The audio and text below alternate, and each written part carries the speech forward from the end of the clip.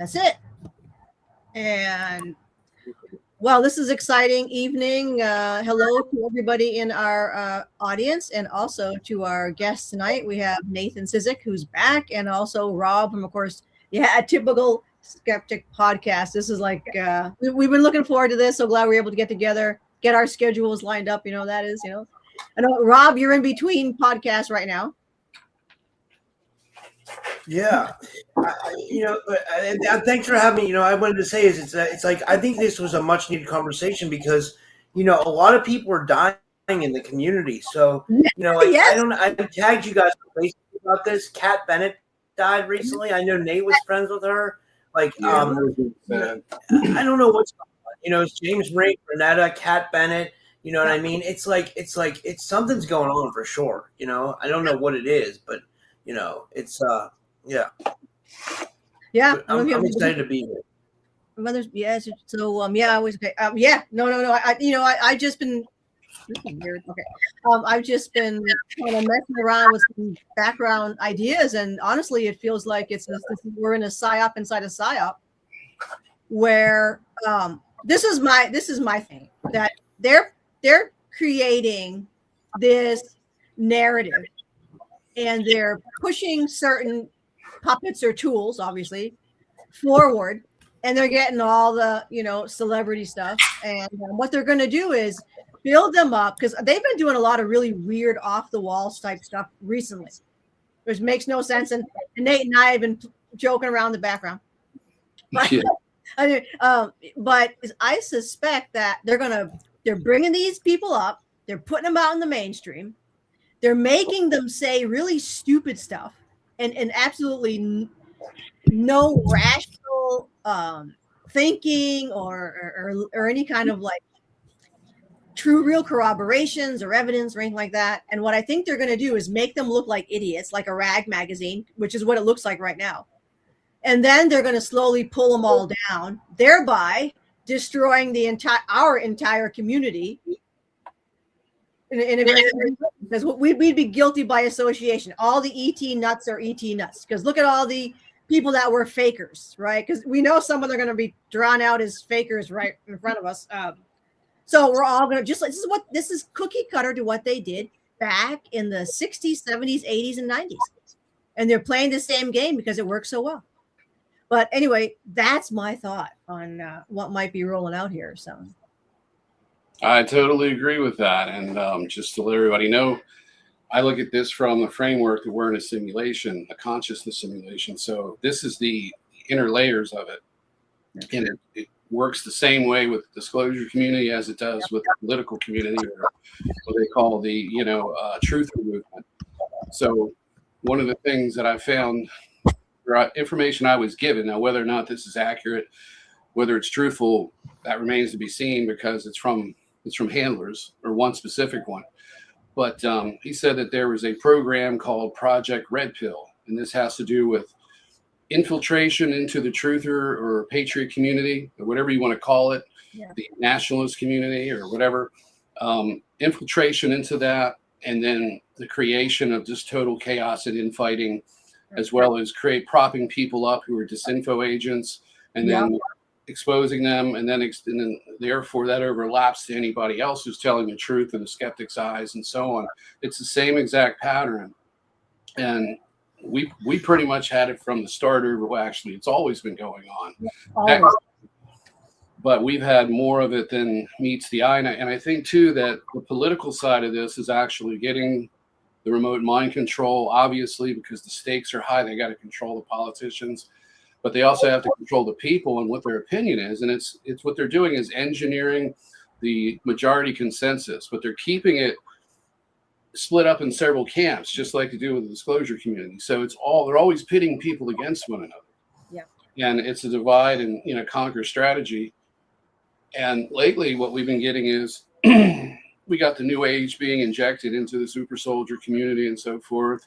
And then they're just mixing it all together to the point where you were saying it's just like a clown show at this point, or I forget what you said, something about a rag mag or something like that, like a Weekly World News tabloid magazine. Yeah, remember the old National Enquirer? I remember when I was growing up. I don't know if Rob remembers them. With your parents, right? Remember they always had the UFO, you know, and there's So that alien. it was some just idiot kind of thing, you know, and you realize you just saw that, you're like, oh, these people are bananas, tinfoil hat, UFO. It would always have like articles like it would say like Marilyn Monroe has alien babies, and it would make you want to grab it and look at it. You know what I mean? Right, like, I'm surprised that went away. I missed that magazine. You missed that one, yeah. Yeah, Well, that I think it's still around. Yeah. I mean, I haven't seen it, but I think they're still around though. I'm not sure. You know. I think we would have heard of it by now, but maybe they are. Maybe it's virtual.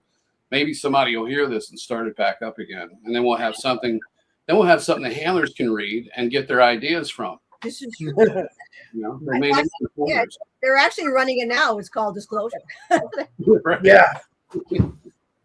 Well, why do you think they're taking people out though? Like we saw a lot of deaths this year. What do you guys think is going on with that? Like, or do you think people are just dying by happen chance? Like what do you guys think? Like, do you want me to go first on this one, Andrew? And also, we'll have anybody in our audience too wants to throw in there. Whenever you throw it in the comments, and we'll read them from there too. Go ahead, yeah, Nathan. What do you think? What's been going on is when you're in these programs, and that's who they seem to be going after right now. You've got a termination day. They've got a time that they're going to try to take you out, regardless of what you do, whether you're just living a normal life and you're keeping quiet, or you're up and you're on a stage and making a lot of ruckus and causing them problems. You know, so like for me, it's 51 to 55. That's when they want to get me. So they've got to engineer consent out of you in order to get there. And that's what's happening at some layer or some level or another. People are consenting to this to a certain degree. And so what's happened is to a lot of the people is they've made them sicker for their life, especially in the last couple of years. That way, every one of these people has most of them, as far as I know, has had some serious condition or multiple ones. And so that it's more in what they call it. The handlers refer to it as an engineered lifetime, and they often refer to themselves as life engineers. So they're engineering an end. So a lot of these people are going out because it was their scheduled time, and they didn't resist enough. They didn't do something, or they simply gave up under the pressure because their lives or their health was too bad. And then when you give up, then that's like, for example, if they make you suicidal and they keep you in that state of mind, they keep you depressed and helpless and so forth, you're giving them consent to kill you, especially if you're being told, like I was for a long time, hey, you're part of our ET family. This is your spouse. This is your sisters, your brothers and everything. And we're going to pull you out and it's time to go home. But it's not really your home that you're going to. You're giving away your authority to live, and you're giving up your life to them, and you're letting them take you out. It's a way of engineering consent, but doing it through deception. It's always through deception. The rule is if you give in and give consent, they can do whatever the hell they want. But there is no rule that says you must be confronted with the truth before you make that decision. So that's what's happening with a lot of these people. And also, as a secondary advantage to them, of course, they're shutting them up as well. And they're intimidating other people, because if people see this and they're on the sidelines and they want to go public or they're thinking about it, they'll think twice. They'll worry about it, because they can also attack your family, your finances. They can affect people around you. There's a whole list of things they can do to you. And it all basically focused, the heart of it is remote neural monitoring and having that electromagnetic frequency address. If they've got yours, they can do things that even affect people around you using your energy and using your behavior and your mannerisms, that they can take over or manipulate in such a way where you think you're in control, but you're really playing into their hand. Yeah. So there's so much to this, a lot of it. Anyway, go ahead. Yeah. I don't know. Let's see if anybody in our audience. We have Charles. I think they want people to be naive and ignorant and stubborn, serve the enemy advantage. Oh, of course. I mean, they want, I think they keep doing the same old shit. Yeah. So that's exactly. Don't let them steal others' imagination to enslave people. Sure. They hide behind a room of TV screens. Oh yeah. I mean, this is, I always say that I suspect a lot of these people who are talking nonsense, like, it's almost embarrassing to watch these people. And I think, I don't think they're doing it out of their own, creativity. I think they're being you need to say this. And you're like, oh my God, okay, here I come on. You know, it's like, I think that's what they're doing. They're puppeting people. I was in that situation. The difference between me and a lot of people is that I was put in that situation. I was deceived. I was dealing with counterfeit ETs that were, I mean, there was ETs involved, but they were involved in the abduction aspect of it when I was a child. The rest of it was the U.S. military, as well as other clandestine military factions on and off world that are part of this conspiracy. They were the ones behind the fake ET contact. They were the ones behind me, making me think that it was a Hajayan ET, and I was in an engineered lifetime, and it was for therapeutic personality re-engineering, and they got very technical with it because I'm a technical thinker, and they'll cater to you, to what you think that, you know, it would actually be. If you're just in the, you know, love and light spiritual stuff, you're never going to hear anything technical. But if you want the technical side, they've got that version of bullshit for you.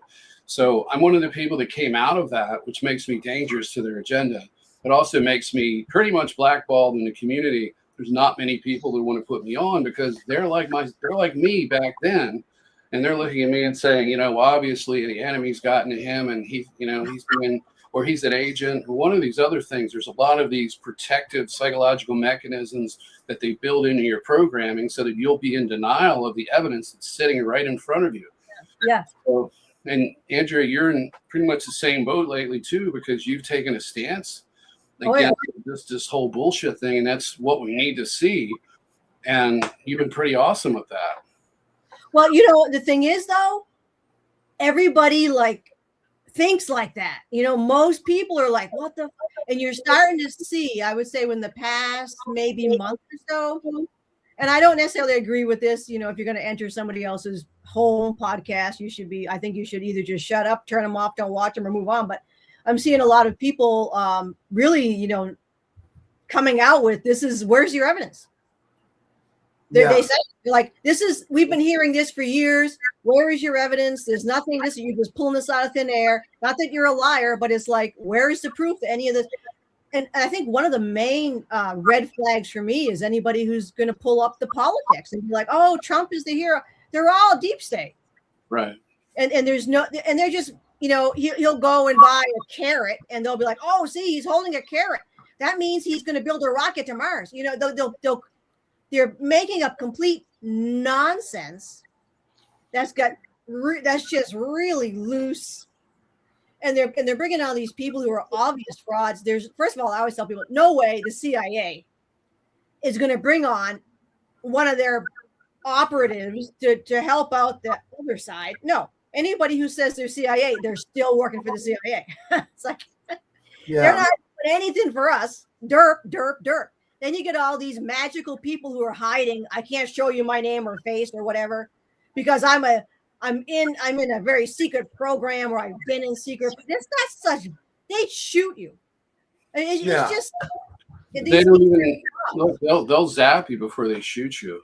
Generally, you get zapped and deterred that way before they even really put the screws to you and hurt you. Yeah.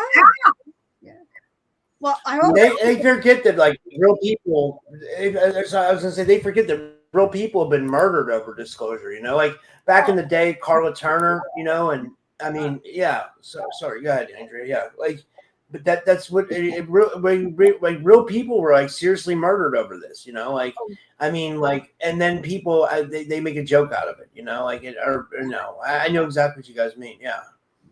Well, if you go back to every one of the contactees back in the day, Howard Menger, Paul Villa, I mean, oh my God, every single person that Frank Chile has worked with, they've all gone through Frank Chile himself, but he's George Van Tassel. I mean, everybody he's ever worked with and known and met.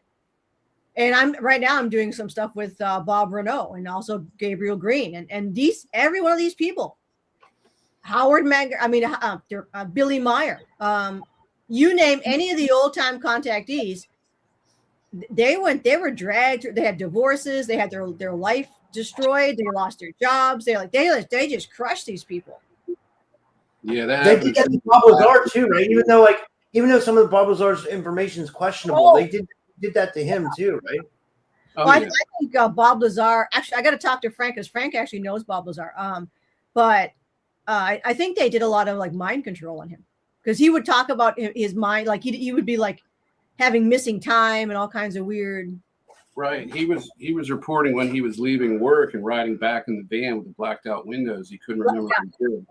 And when he was remote viewed by the Farsight Institute and the Future Forecasting Group independently, they had probably, I don't know, 10 to 12 remote viewers overall in those two groups working on it.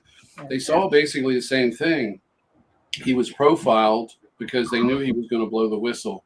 So they brought him in, and then they briefed him, and then they mind wiped him, but they told him to go public. He was actually programmed to do that. They remote viewed the session when he was being programmed, and this was the periods of time where he was, forgetting what he did. Yeah. And he said that was one of the, and what he said is key to his testimony. He says, the last straw for me wasn't just all the monitoring and getting involved in my personal life. It was the fact that he couldn't remember what he was doing, which really scared him, because anybody would be alarmed by that. And that's where the programming was. So that fits like a lock and key. Well, I mean, I think that's ultimately the the 0 point, right? I mean, if you're all over the news on major channels and no one's hurting you, it just seems unlikely, in my opinion, that you're I think you're being handled. Yeah. Well, what I wanted to mention with Project Red Pill is they put up podcasters as well. And I'll name some names because these people are big. There's obviously Joe Rogan, but there's that other guy. I think his last name is Ryan. He's got a crew cut. He's ex-CIA, but never, like you said, you're never really out of the corporation. No, it's Sean. Yeah, you have to sign the NDAs, right? And then I've talked to people in that business. They'll remove your entire retirement. They will when they'll threaten you, obviously, but they'll take all your retirement money away. And that's in the military as well. They'll kick your ass. I mean, or if you do what they want, they'll pay you well, and all the doors will open, and you'll have it made. And when I look at some of these people, it's like I can see what they're doing. They're cultivating this a type of patriotic whistleblower narrative by taking these people that have official credentials with the CIA. Now they're doing talk shows. You got those who've been talking heads in the news. Who would now become patriotic all of a sudden, and now they're turning against their handlers in the media, and they've gone independent, and they're really successful. Mm-hmm. But if you look at all of the overall issues, they only scratch the surface. They only give you the sanitized version of disclosure, whether it be political or extraterrestrial. And they're merging the two. So and that's where you get this narrative now, where it's becoming more and more prevalent, where you have these whistleblowers coming forward from within the CIA, from within the military-industrial complex. They're coming forward, and then we're seeing an even more interesting hybrid. We got a three-way hybrid. We have, the political patriotic one. We have an infusion of the disclosure, but now we've got the third component, which is the new age, and then that creates a whistleblower who then becomes a very popular podcaster and influencer, who then goes down and talks about all of the new age stuff combined with the military aspects, which then become, and that's about credentialism. Because here you can say, and this is how it's sold, it's like former military, retired, blah, blah, blah. And then you get into the disclosure aspect of it. And then you're like, okay, what is this? And then you listen to the person, and they'll tell you, well, it's not time for me to say this yet. They told me not to say it. Well, I'm going to just say this much, and then this is coming. That's coming. And then when you look at it at the bigger picture, it's the same repetitive style or pattern narratives that we got in the QAnon movement. So they're combining QAnon with disclosure. And I saw this back, I don't know, 5 years ago or so. Actually, it was during the first Trump term.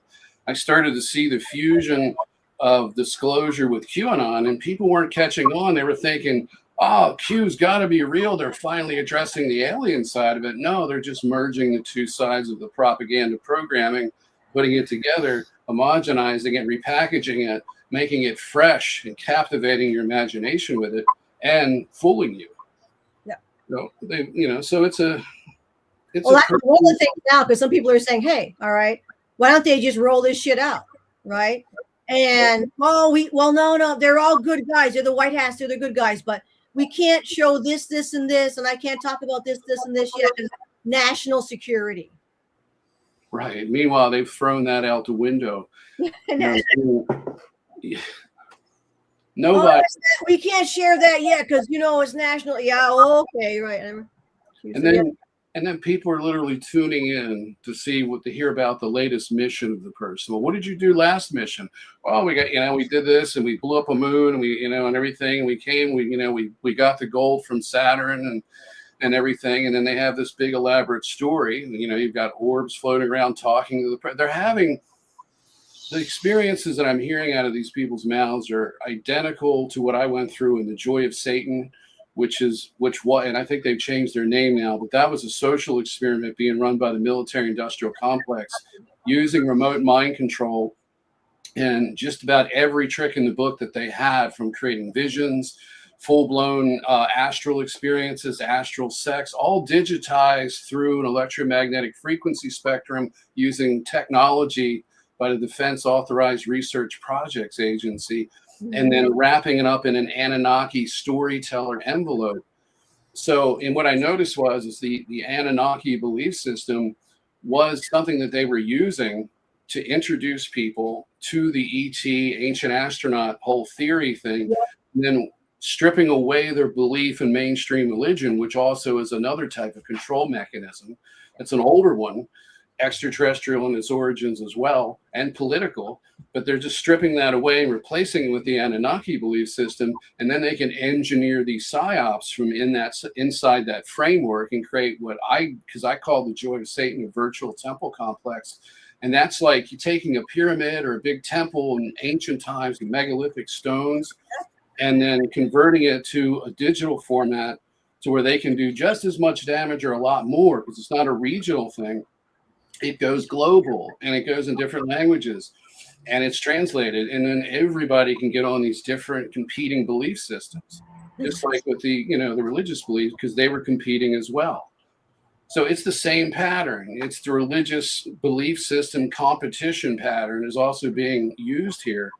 And the thing is that I noticed with The Joy of Satan, one of the things that the common theme is that if you've been deceived by the negative ETs who were involved with the Galactic Federation, and I noticed that everybody was getting slightly different information, sometimes drastically different. Yeah. There had people, and I was one of them, out there thinking to myself, being told this, getting these downloads, these psychic downloads directly from DARPA, that the reason we're all getting different information is to cultivate an awakening by giving us different information, so that we are forced to use our intuition to decipher through the bullshit to find the truth. And then that's going to help us wake up intuitively and use our intuition and develop our psychic abilities. I was told this by them through V2K, and I noticed other people were too in a new age. So we were kind of getting it. And The Joy of Satan was an inversion of that. So if you've been hoodwinked and you figured it out, you were being funneled into this group over here, and we were supposed to be getting the truth. But once I got there, I realized everybody was getting something different, and then they split us up into little groups. We were fighting amongst each other. They brought people in from angel groups, and I realized this whole thing was a ruse. Yeah. It was like the ones who are allied, with the demons, who were supposed to be, the good guys now, because they were the Anunnaki, our creators. They were going against the Galactic Federation of Light and that whole, what they would call the White Lighters. That's how they would refer to it. And then you had, the spiritual Satanists over here with Enki and EA and the Anunnaki, humanity's true, origin. So that was the thing about The Joy of Satan, for me, as much suffering as it caused and much damage as it caused in my life and my health and everything else, for the 7 months that I was in it, it was an incredible crash course in psyops and remote mind control. Because years later, once I figured it out, I've been able to take that, and I haven't done it effectively yet due to the targeting, but eventually, not long from now, I'm going to be putting all of this out there so people use it as a resource. So I suffer, you benefit. And that's the whole point of this. And I think everybody needs to do that. If you've been put through something like that, get out there and talk about it. Don't let other people fall for it.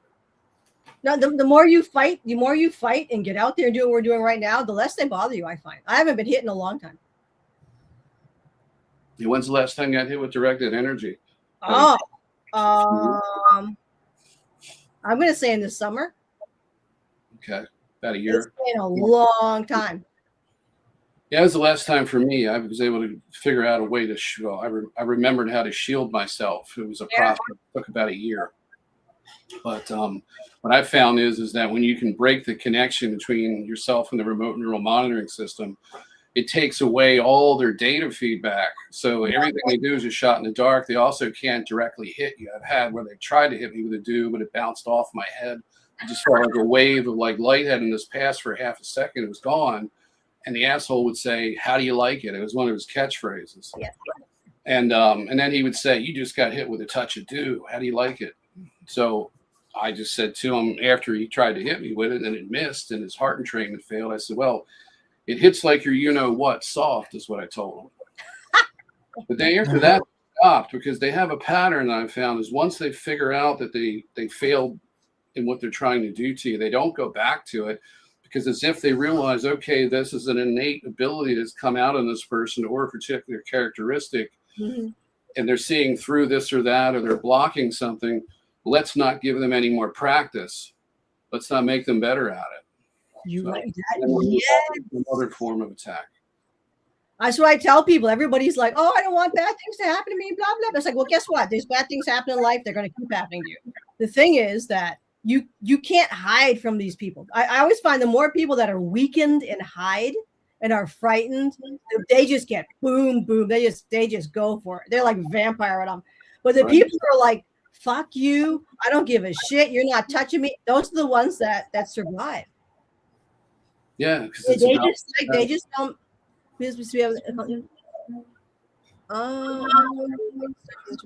Oh, we have Tim said, "Hi, Tim." Yes, I guess Crystal. Yeah. No, it's and I noticed that with my channel because we got hit with a bunch doing a live like this.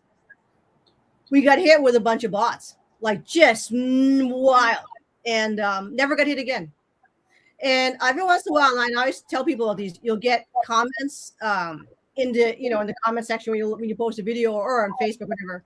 Like our Facebook group's been infiltrated. We get rid of them, and you can just tell. But they have fake accounts.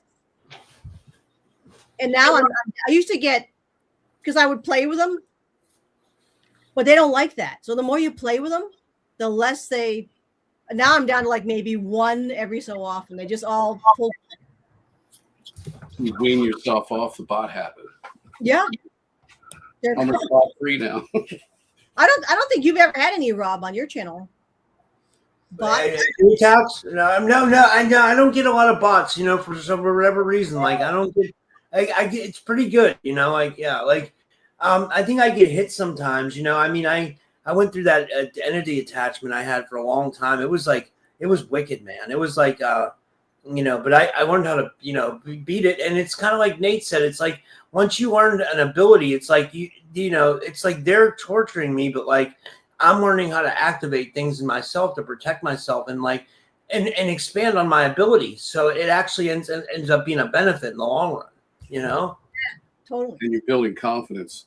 Because now I can project my energy onto someone if I want to, not in a negative way, but in a positive way. I can move energy off me. I can sense when energy's coming in to me. Yep. You know what I mean? It's really interesting. I'm not like, like I know some people who can they can tap into your energy field and they can touch your body and stuff like that. I can't target specific areas or anything like that, but I can move energy for sure. Yeah, and energy's all around us when we communicate. Most people don't even realize that what they're experiencing when we interact with people just verbally, that the emotions that they feel is environmental energy as well. It's in the environment, you're projecting it, you're receiving it. But we're told and conditioned to ignore that. There's nothing to that. No, it's well, I asked you guys, what do you think is what do you think 2026 is going to bring for us? What do you think? Can you decipher what the chicken said? Oh, can you? I love that chicken noise. I smiled when I heard that. Like that's so cool. You have is that a rooster? Would that be that's Jesse. He's come. I think he's right in the hallway. Sometimes you can hear him, sometimes you can't. But that's Jesse. Yeah. That's so cool. Now he's like, yeah, you guys are right, but It's very loud on my end, but yeah, I was wondering what do you guys think? What kind of shit's going to happen this year with politics and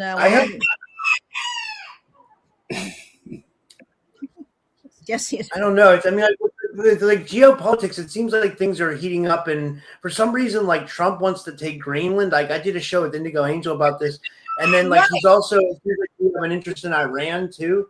Like so, that's going to be interesting to see what plays out there. Both places. I wonder why Trump's so invested in Greenland. I don't know what.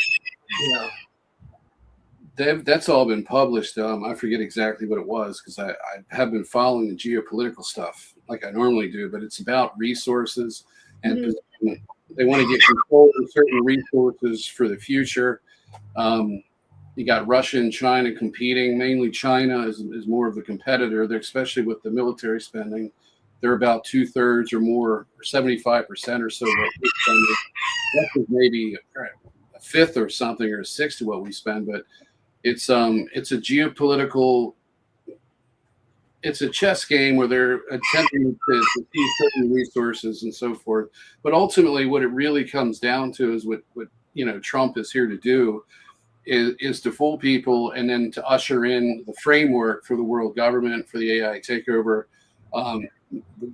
under the cause that he's here to fix things and here to disrupt things. The real Trump now and what's really been behind him the whole time. And people will say, well, he got shot.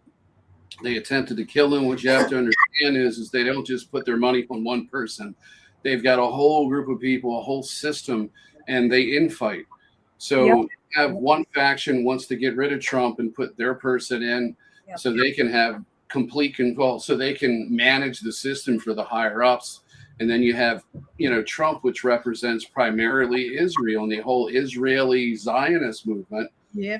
And so you have those sides fighting. So what people thought was a man of the people who happened to be a billionaire and just happened to be born into this privileged family that had all these opportunities, which never happens, because when you really understand the way this world works, as they say, the world's a stage. And I say, well, only if you decide to be a non-participating member of the audience. But everything's just a show. So they're putting these people up there and giving us the illusion that they're here for us. And the whole reason why they never clean up the corruption and all of the government waste is because later on, after they've gotten rich off of it, they're going to move in the AI to clean it up, and the AI will control everything. But the AI will be programmed to maintain the corruption and protect it while going after the small people, us. Oh, yeah. Us. Oh, yeah. So this has all been a carefully crafted deception, and they're very good at it because they started with the QAnon stuff early on, back shortly before Trump took office, and have been building on it ever since. And they've got people believing that when Biden was in, Trump was actually the president, using Biden, who was an actor, a guy wearing a mask and just some younger guy than who he was, and that the real Biden was in Guantanamo Bay or dead. Like Hillary. And then they had the people with the ankle bracelets or whatever they had, like ankle surgery or sprained ankle, they'd have like a boot on.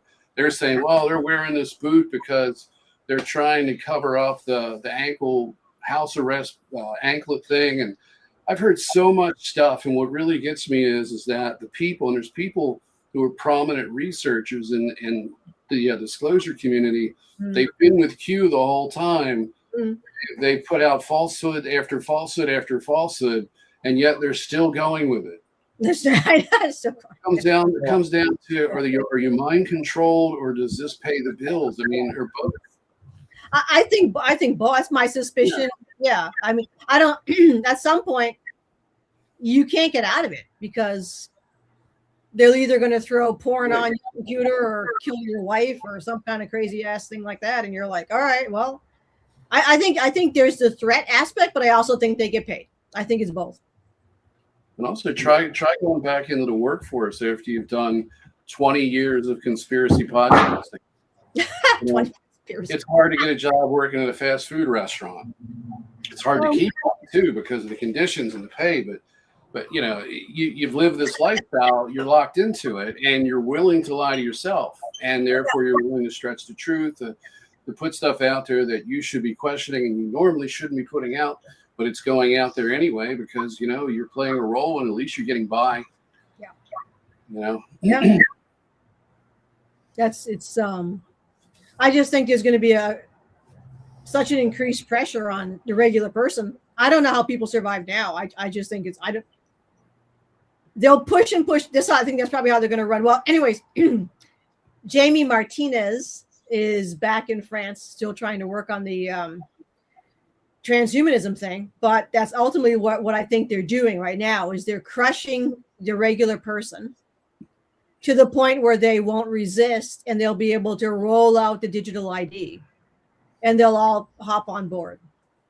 The whole ultimately what will happen is you'll lose everything because you won't be able to pay your bills. If you don't get that's what they'll do is like, if you don't take the mark of the beast, what they call it, digital ID, if you don't become part of the program, there's no way for you to pay your bills. So they're going to seize your house. They're going to seize everything. And they're going to be like, oh, you didn't pay your taxes. It's like, I want to pay my taxes, but I can't. They're like, oh, well, you could pay your taxes. If you just get the digital ID, then everything will be fine. So they're going to, and everybody's just going to go along with it like they always do because humans are all fear-based. They're obsessed with survival. And they don't want to lose every little piece or scrap of goodie that they have, their little cell phones or their cars or whatever. It's going to be so easy. This entire world will go transhuman in like no time. Wow. Oh, yeah, we're already seeing it. I mean, you're already seeing it. Yeah. Was really one of the first steps to this. There's been a lot of stages to this, but the cell phone was the big part as far as connecting everybody, bringing everybody together so they can monitor everyone. And that's all part of this whole scheme. So as you progress into it, each little step is a little bit easier because you've already made a couple difficult ones. You've had to switch to the phone. Everything's there's a couple of people I know. I think I know like there's one person left that I know that doesn't have a cell phone, and he's positioned himself in a situation where he can go without one, and he basically has to stay home and not do much. And he's retired now. Yeah, he does very little outside work, and when he does, he's got to borrow phones from people, and he can't go to a regular job because a lot of these places you need your payroll's got to be done on your phone. All the shit's done with with the telephone. And you need it at every like everything you got to do is part of the phone. So then the next step is, and they're telling us what they're doing. They've already said within 5 years the phone's going to be phased out. That's the beginning of the phasing out of the cell phone. The phone will be in your head, in your brain. Yeah. And that's going to be the downfall of humanity. And that's yeah. Radislav said the UK has canceled digital IDs. I've heard about that. I think that's a psyop. Oh, and well, actually, Trump said there's going to be no digital currency. Right. And then he lays the foundation for it to happen as soon as he leaves office. It's just a psyop. I think they're like, oh, well, they're gonna come back in with something. So Skynet. Yeah, Skynet. Slave. Oh, we're already slaves. You were born a slave. I mean, that goes without. Now, here's something else that I've seen that's really been disturbing, and it's the co-opting of independent media. Because when back around 2008, 2005, whatever, the internet really started going, and InfoWars started to grow and become bigger, and then that became kind of like the mothership for alternative media. And then all of the other people started to come out, like We Are Change, and I've seen literally everybody become co-opted. I don't think there's anybody out there at this point, if they're not co-opted by something financial, something legal, it's a belief system. So, and then you have all these, then you have the anti-Semitism, which can get pretty brutal. You have the Zionist part of it, the opposition. So you've got all these competing belief systems, but what I'm seeing is an engineering of a co-opted independent media. So you have no free voices anymore. And I'm seeing this too and this has always been going on, but it's gotten worse, especially with the art community specifically, because what you have is a situation where people there's this narrative, and I heard this recently, Rob. There was another group of podcasters who interviewed somebody, who was apparently in the CIA. I didn't see it, but I watched your show and they were talking about it. And this person was saying, this is how it works. You know, you start to get some success, and then somebody walks up to you at a cafe or a restaurant. And they say, hey, I recognize you from that show. I really like it, blah, blah, blah. And they start making you offers. And if you take the offer, you're co-opted. But the truth is that only happens a small percentage of the time. And then when that really happens, it happens when you go into mainstream. You're going to sign contracts, just like with Hollywood celebrities talk about, you know, how they get roped into these things and they can't get out of it. It's like selling your soul to the devil. But what happens more so than that is that these people become remotely mind controlled. So you have handlers that target these people. Some of them are assets anyway, like myself, for example, been on MyLab. Yeah. And they know everything about their life. They know their financial situation. And this is all plugged into AI. So AI comes up with a near perfect strategy to co-opt this person. They can also look forward in time and create predictive timeline models. Yeah. So they introduce the variables, and then they watch the asset, which could be somebody in programs, just somebody that's not in the programs, but is in this community, getting the word out, being an influencer, doing podcasts, interviewing people. And they they plug all this in, and they start to add stimuli to these people. So they may think that they're out there doing the best work possible and they're getting the truth out. But in reality, they're being fed people who are also assets, like we've talked about before. They're being fed these people. They themselves think they're doing something good, but they become a filter for information. What this is they create all of these different people and they position them, and then you create essentially a simulation, an augmented reality, a distortion of what our collective truth and what the majority consensus should be. So they engineer it like this. So even the people who think, hey, I'm not the one who's being co-opted here, I'm doing the right thing, they don't even realize that they've been duped as well. And they become unwilling assets to do the bidding of these handlers. And it isn't, so when people say, hey, you're going to get that offer one day, you're going to get the Illuminati phone call. No, you're not. It's not going to come like that at all. It's going to come in a very subtle, clandestine way to where you take the bait, you take the offer, and you don't even realize you're taking one. Yeah. You think you're just fun. And one of the ways they do this is they will get you to believe that this is your destiny, this is your purpose in life to do this, and they engineer this life quest. I've got to do this, and I've got to save the earth and protect humanity, and we've got to expose this. And that's where, and look, everybody in QAnon, everybody in the disclosure movement, all across the board, except for a few rotten apples, are good people with good intentions, and are trying to do something to the best of their abilities, despite shortcomings. And those shortcomings and everything else, and including the monetary system and all that, is being used to co-opt and control you. And until you realize that, you're going to get caught into it. It's a big. Yeah. We got some. Let's see what some folks said. Jean said, "Yeah, she said I said that about cell phones years ago. Told my students in the future kids would be born with them installed." Yeah. Red Queen is running the show. Is AI is smart enough to make you believe that you are in charge, but you aren't. Oh yeah, for sure. It's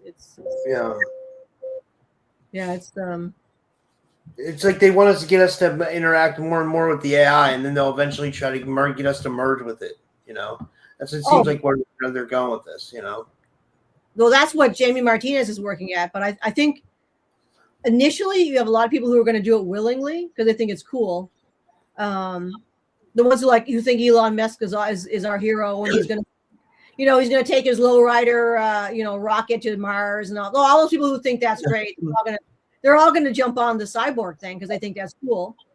But for the other people who are more, questioning of that, they're going to make life so impossible that most people will just go ahead with it. Right. Yeah. Necessity. That's they want to turn this planet into a synthetic one. That's what their goal is. There's one thing I wanted to say is about the people who see this from a theological point of view. I've looked at it from that point of view too early on in my life because I went through stages where I kind of went into everything. I didn't get into Wicca. I got into looking at it, But what I got into is just about everything. And actually, I just lost my train of thought. Oh, so, I hate that. Yep, we all do that. I think it's just because I think it's me. So give me a moment, or somebody else talking. I'll find it again. You'll find it again. Listen to me. Yeah, it's in the garbage can next to the file shelf. It's like they do that all the time to me, Nate. I get that all the time. It's like a quick mind wipe. It's like I don't know why that happens. It's crazy, though, right? It happens naturally too. I never had that. I noticed it when right when I actually 2024 around. I never had it up, and I just managed to finish my PhD. Yeah. I was getting hit the last year, and I just like literally crawled across the finish line. And after that, it's been like, you know. Now I didn't know you were a doctor, Andrea. I mean, I knew. You're a doctor as well. That's amazing. Yeah, it's in. It's in Irish history actually. I did a special program, so it's Irish history with colonial philosophy. So I'm into what we're talking about now. That's what I studied was psyops and colonialism and how they twist everybody's minds and. Yeah, that's been going on since like forever. You teach then? Yeah, I taught for 19 years and then poof, that disappeared. So, but I actually saw the decline, the actual like cognitive decline in the students. Like it was so slow, but it was systematic. And over 19 years, I saw it go little by little by little by little by little. And it's right now. I know there's people who think these young people are going to be like the magic golden children, new earth, purple beams, whatever they want to call them. It's like indigo children. I'm going to tell you, they're already cyborg. They have no balls. They won't fight for anything. You remember how it used to be? As I remember when I was in college, we were all like, fighting for stuff. We were the rebels. We were like, but now. They won't fight any. They're afraid. They can't even talk to each other. And they were all the time like, what do you want me to do? Like, what do you want me to say? What do you want? Like they have no sovereignty or sense of self at all. That's sad. That's really sad. It was sad. It was terrifying at the same time. Not all of them, because see the other students noticed it too. And I remember one kid, he was funny. He wrote down once like they're degenerates. And I'm like, yes, they're degenerate. I saw them degenerate. I saw it. And not everyone was, you would have in the classroom, maybe 5 students that were like us, regular cognition. And they were like, what the fuck is going on with these other people? They were zombies. Yeah. Wow. And you got to look into some of this too. It's the food. It's the food, really. I mean, you can see what it's doing to everybody. For example, I mean, the holiday came and I just started eating. I went off my normal food that I normally eat, and I gained 10 pounds within like a month. And I got to get rid of it. And it would take a lot longer to get rid of it in a month, obviously, unless I'm going to walk to Timbuktu every day. But so you got the food, and the food really, when you get off of that processed food and stuff, and your mind clears up, you immediately, your brain works better, and you feel better, and you sleep better. There's a lot of benefits to it. It isn't just being overweight; it's the fact that you're being poisoned. The actual body fat is a consequence of the poisoning. And so then you have that, and then you have the pharmaceuticals that they're putting people on. And one of the ones they like to push, and this is for older people or anybody that's got chronic pain, is called Neurontin or gabapentin. That's a generic and a name brand of it. That stuff is zombie pills. I mean, it's a Parkinson's drug that's relabeled for nerve pain, and they've been giving it for a wide variety of things that shouldn't be given to, and it should be off the market. It causes seizures, and it causes 30-pound weight gain, but it also causes pretty severe brain fog and memory loss. That's just one drug of many different drugs that have these side effects. So how many of these drugs are people taking? And then you got to look at what is it doing to the endocrine system, the lower testosterone, and throwing people's hormones out of whack. So all of that is a cumulative effect on everyone. And that's what you're seeing. You're seeing basically a lobotomized, and I would go as far as saying chemically castrated in some cases, population of people that are just being kind of like chips. So it's like they're turning people into the border, like a bunch of tall grays with different colored skin and hair and smaller eyes. And that's pretty, and that's where we're headed. And another thing too is that, and there's that Pentagon video that was been circulating for about 15 or 20 years. And it was a guy that filmed a Pentagon presentation, and he served a lot. He got served 15 or 20, 25 years for this. He got sentenced for it. But he recorded it. I believe it was on his phone he used to record it. And they were talking about creating a virus that would damage the part of the brain that would become active when the person was exposed to religious information and religious stimuli, like the Quran, for example. And we were going to release a type of a flu virus that had the specific lobotomizing effect, inoculate the troops or whatever they got to do, but hit the enemy with it, and then it would shut down that part of the brain.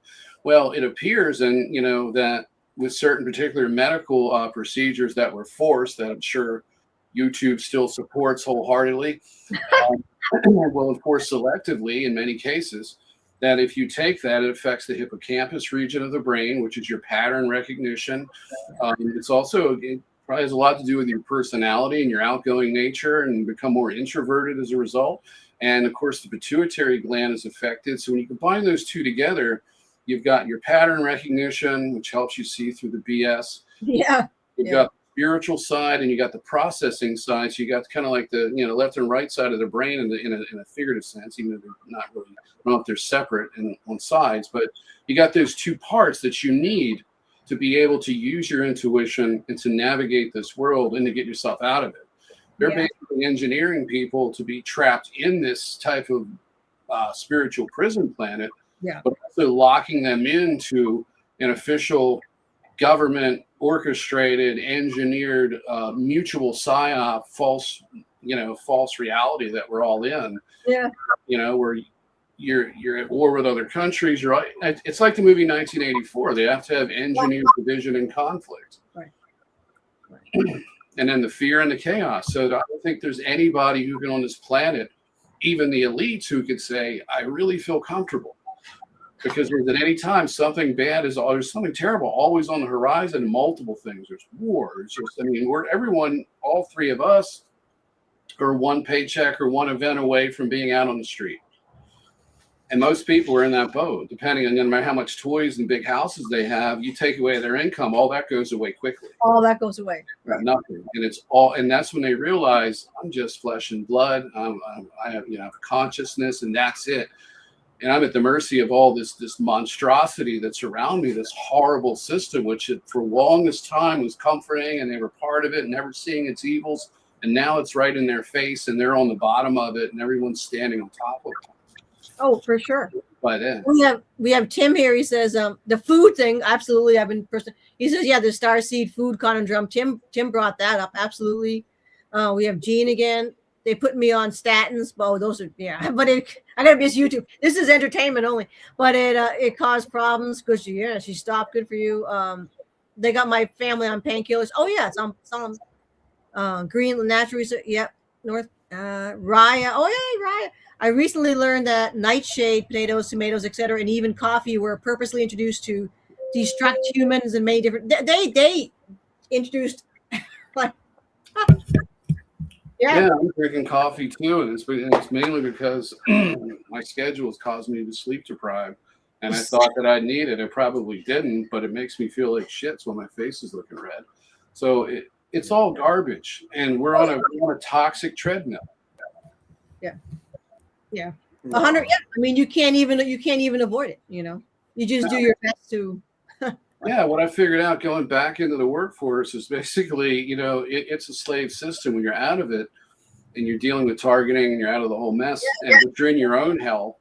And then you get back into society and back into the swing of things. And it's in your face just how much of a slave system this is, because, I looked for work for months and months and months, and it's like there's nothing really sustainable out there. And even what I found now, it can be taken away at any time. There's all these pitfalls, and a lot of it is built on corruption. And I won't get into my specific situation, But just as far as pharmaceuticals go, just in another subject, here's an example of it. You have people who are on opioids, okay, have chronic pain patients, people have surgeries. The DEA is trying to take away opioid pain medication, which by far is the safest form of pain medication. They're trying to replace it with synthetic opioids like Suboxone, which was never designed for chronic pain, never designed for pain after surgery. It was designed to, like methadone, to give to addicts. And the problem with it is that not only is it poor for pain, but what it also does is it's highly addictive, worse than regular opioids, and much harder to get off of, to where, some people never get off of it. They get stuck on it. And then, I don't know what the people do, but then, what I've noticed is that after $60 billion was spent by the pharmaceutical company to lobby government, that I'm not 100% certain of this, but I'm still researching this. I have to go and look and speak, because it's hard to find these things out when you for a short amount of time. But I don't think for Department of Transportation drug testing, maybe even for the police department or government jobs, they're not testing for Suboxone, but they'll test you for opioids, and you can be penalized for it because your doctor's not going to back you up and say, it's prescribed, here's a letter, he or she's under doctor's care, it's all good like it used to be. But if you're on Suboxone or gabapentin or one of these zombie drugs, and one of these ones that are going to cause a lifelong addiction and harm to your body and not actually give you as much therapeutic effect, they're forcing everybody on this. So they're calling people with chronic pain. They're doing Tylenol only surgeries where you get gabapentin instead of morphine after a surgery. People are going into shock and having negative patient outcomes, which is more pain, suffering, and ultimately sometimes death. Yeah. All being done under this cause of reducing opioid abuse, when in fact they're hooking people in things that are far worse than oxycodone. And it's just one of the things of many because they're at war with us. The silent weapons for quiet wars. You ever get a chance, read that document. But they've gone far beyond that. It's everything. Well, it's brilliant. I mean, that's when you go back to the medical industry, that goes way back to the fossil fuels. That everything was a way to use the residue or the leftovers or whatever, the products from the oil companies. That's when big pharma came on board, because they started to use all that fake stuff. I mean, if you chew gum, you're chewing plastic. You have to, if anybody chews gum, you're actually chewing. It's not made out of gum. It's made out of plastic. You have to go and buy and spend like 3 times the amount. Natural gum. That's what I drink. That's what I chew. I chew pure. It's pure. Yeah. Like pure gum. Yeah. Because it doesn't have the aspartame in it. That's kind of why I do it. Well, yeah, it doesn't. You're not chewing. You're chewing plastic. You're eating the plastic. Oh wow. That's a little bit. You're breaking it down, and that's So it's all insanity. I mean, I had to buy. I don't mind candy canes, and I was telling my friend Patrick, I'm like, I had to go on Amazon and find candy canes and spend 3 times more so I could have candy canes without toxic colorants in them. Wow. And they haven't taken that out, by the way. They've just been recommended to take it out. That's it. It's insane. You have to buy, I buy licorice from Europe, because if you buy licorice here, it has colorants in it, all the dyes. I'm like, what are they? It's like, come on. Do you see the pattern I'm seeing, Andrea and Rob? It's like the United States. Now you have China. They're like the model, the social credit score system. If you look in the book, I think it's Memoirs by David Rockefeller, talks about making China, it's like an experiment, the one-child policy, moving all the industry there in return for the one-child policy. They did population experimentation first, then they moved all the industries there, and then of course now they're doing all this other stuff. But they've engineered a system that they think is going to work for everybody, which is the Chinese social credit score system. But on the other side here in America, it's like we're the chemistry experiment. Yeah. We're the drug and chemistry experiment. And so we're also an experiment where they can convince people that they're free, and they can convince them that they have upward mobility within a caste system. Right. Yeah. But yet it's all an illusion, and it just keeps the hamster on the wheel, keeps them content. Yeah. And that's what I feel like we're in this grand experiment. Well, then you have other countries like in Europe, for example, that has less food additives, so the food's healthier. So you have zones of different experimentation on the human population, and they're studying this. And I noticed that Holland years ago when I went there, that was another admittedly a social experiment in allowing prostitution and legal cannabis and things. So they're basically they've been socially engineering the population on a global level. And then we got the ET hierarchy above them, which is the real ones that are really the puppet masters doing all of this. But then their underlings are creating this system where they've got different zones and they're testing different things out and collecting this data. And they're coming up with a formula of total absolute enslavement, just enough pacification to shut you up, but plenty of control to stop you if you don't shut up. And then a reward system, which is rather shitty in my opinion, because I mean, you're in hell. So it's like, okay, we're going to give you a snowball. Here you go. What flavor would you like? It's disgusting. Yeah, absolutely. Yeah. And well, so Tim, I missed what Tim said here. What did he say? Oh, darn, let me see if I can pull this back up. So Tim said, let me see. This chat on my computer is just, I can't even read it now. Darn it. Oh, no. What are you doing now? I want to bring this up. Trying to pull this up on my computer. Oh my God. Okay, there it goes. No. What are you doing? No. I want to go back. Well, I have an old computer. I really should get, oh, there it goes. Okay. There, now it decides to play with me. All right. Yeah. The Greenland portal Stargate. Yeah, I guess this is the main, I heard about that. I don't know. Our human body has not changed for the most part for more than 300,000 years. What we eat has, by the way. Yeah, taking meds and I mean, this is what Howard Menger was talking about. This started in the 30s, 40s, and 50s when they started.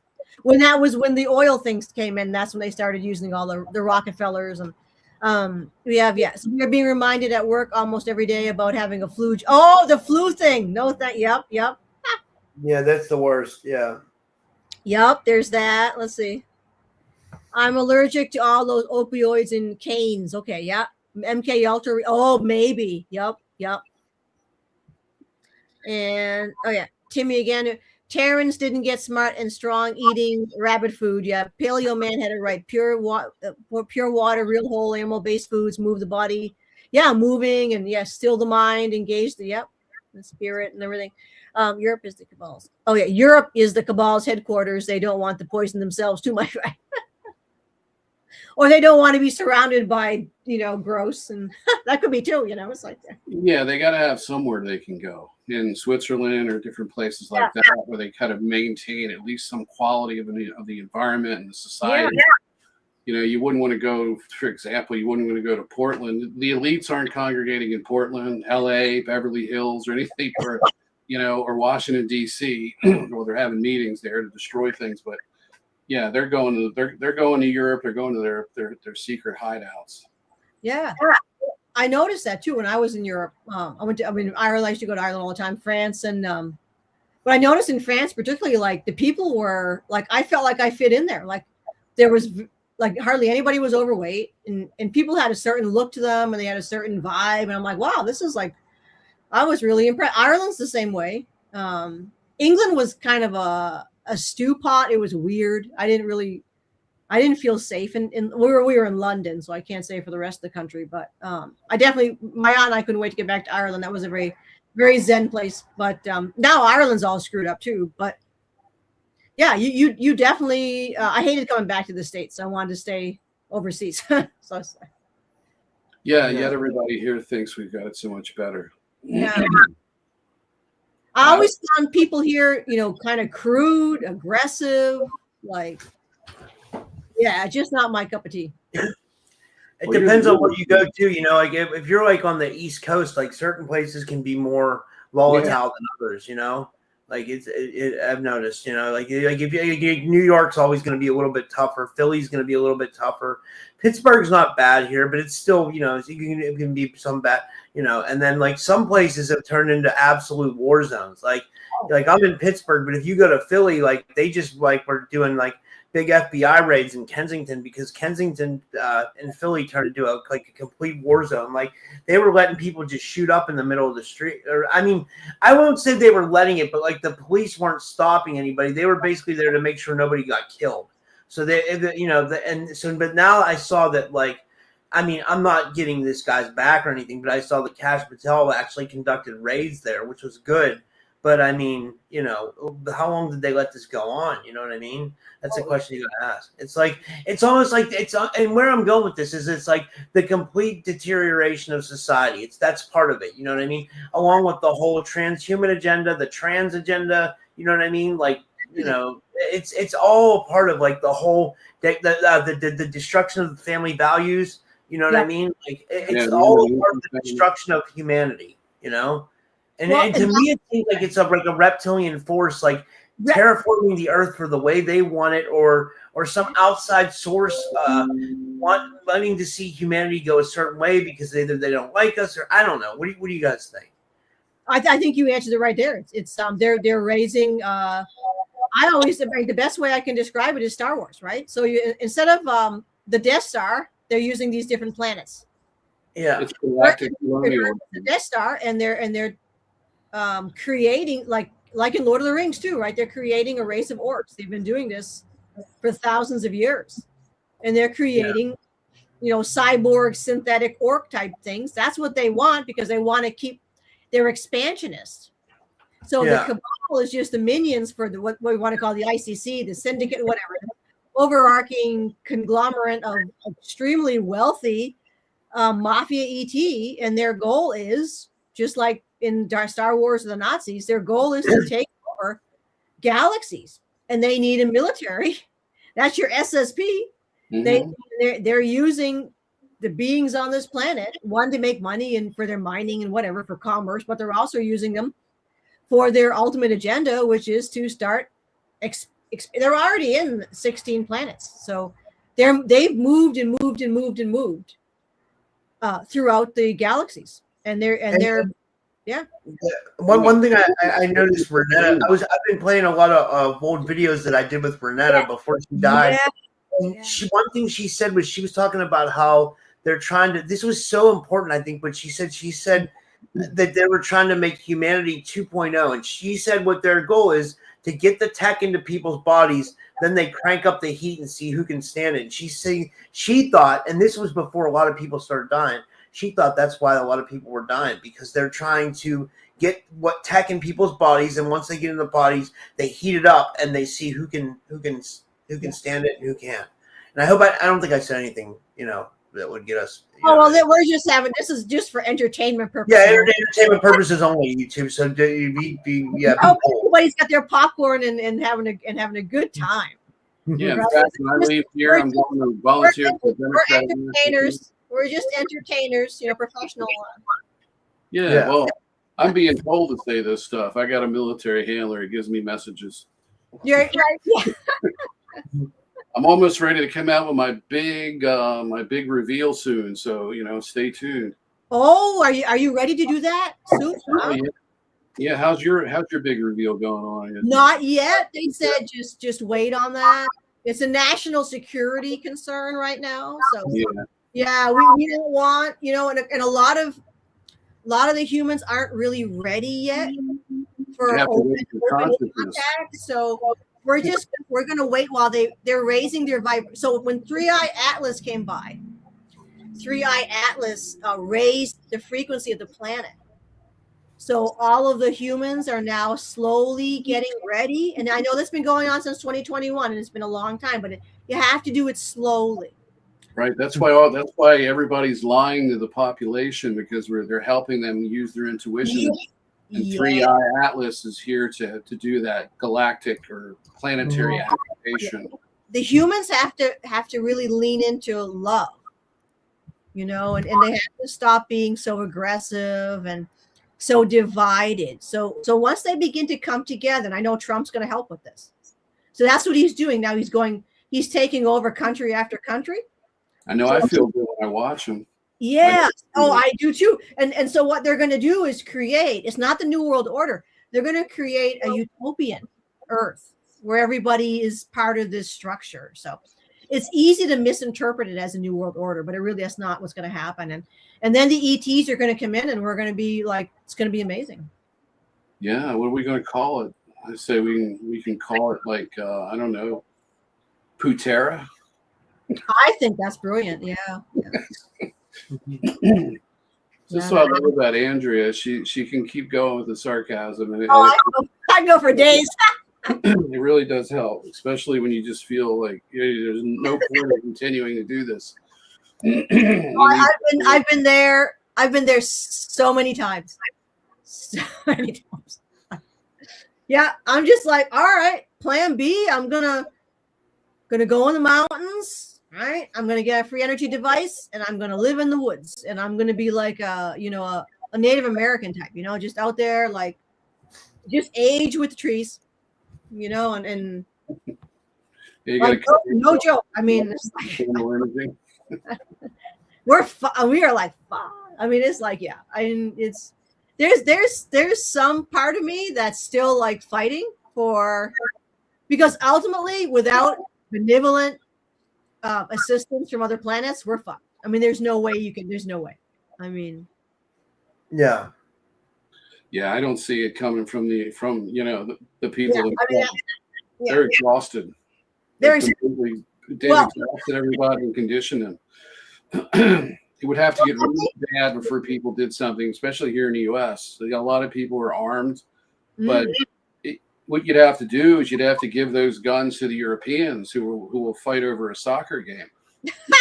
They'll go around and they'll cut down the speed cameras, which they do. I mean, I've seen them I've seen the videos. They go up with a pipe cutter and they just cut it right off. Yeah. And here in the United States, if you sprayed something over one of those, speed cameras, you put some paint over it, you probably have half a dozen people who would snitch on you if you told them. Yeah. Oh yeah, no, the United States is shot to hell. I mean, it's going to be what we're looking at. It looks like they're grooming up for some kind of weird blue beam. They're using this guy who thinks he sees all these ET orbs, and they're not. They're ours, and he thinks there's some magical Virgin Mary type figure, and everybody's like, and I have a friend who's like spying on that, and he's like, it's fucking nuts, dude. All these people are like believing in this bullshit, and I think that's what it smells like for me. Is that I don't know if they're going to pull it off, because it may not actually work, but definitely I think 80% or more of the ET community right now is pushing for this blue beam situation. So time will tell. Right. It's either going to be that, or it's just going to be an exhaustion of people's psyches on the subject matter. Like I was saying before, we had spoken through a text message on Messenger.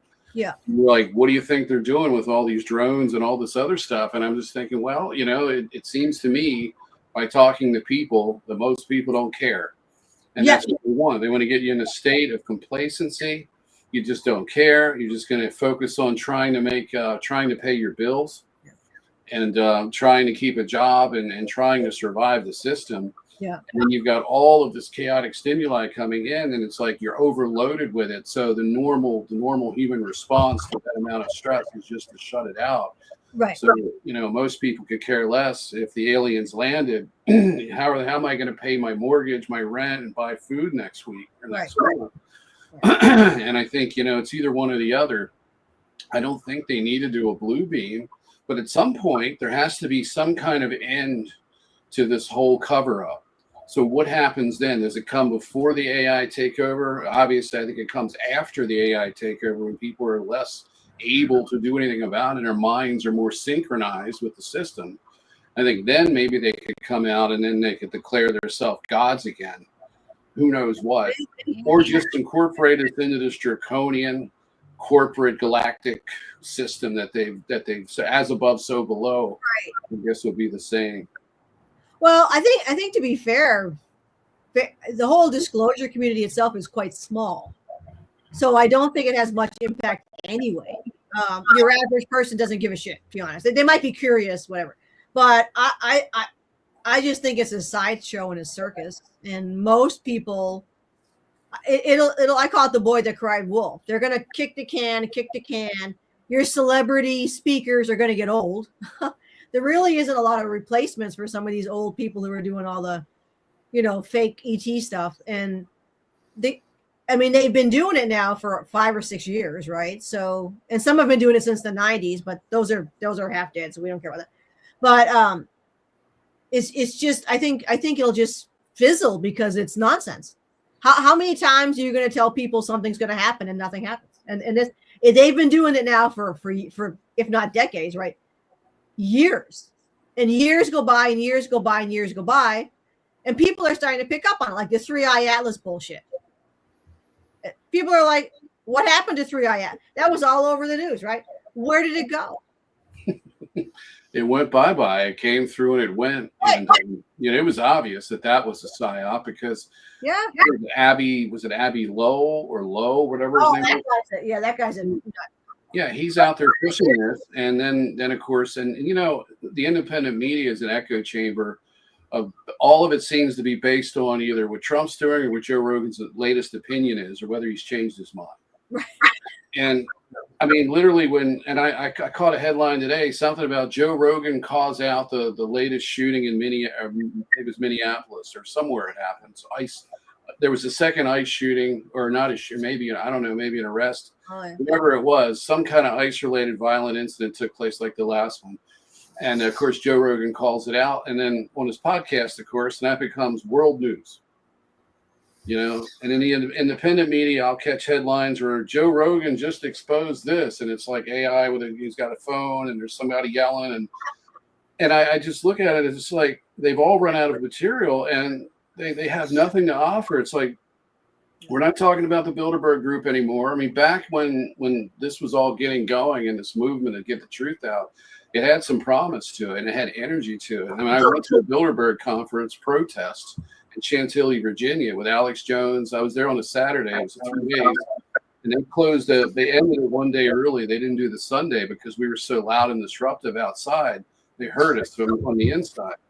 So they ended it. But there was so much energy there and so much promise. And then I just see it all go to hell. And everybody's co-opted now. And the energy's stale. It just isn't there anymore. And it's just everybody's kind of just retreated into, and it's as if what they've done is like I said, they've co-opted those people. They've compromised as many of them as they can. Right. And now we're locked into so all of the people who were waking up to that reality are now locked into an echo chamber of who said this and she said that. And there's lawsuits and there's all this shit going on. And it's not much different from the Corey Good debacle and the whole David Wilcock thing. It's the same patterns. Like I've said before, it's Project Red Pill.